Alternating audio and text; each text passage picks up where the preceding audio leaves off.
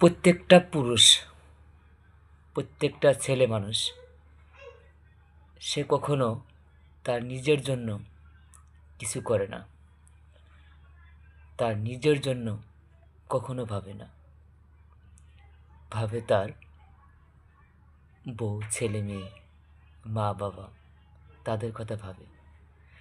সে সারাদিন পরিশ্রম করে 500 টাকা রোজগার করে বা 1000 থেকে 800 টাকা রোজগার করে সে কখনো ভাবে না যে আমার এই টাকাটা আমি খাবো।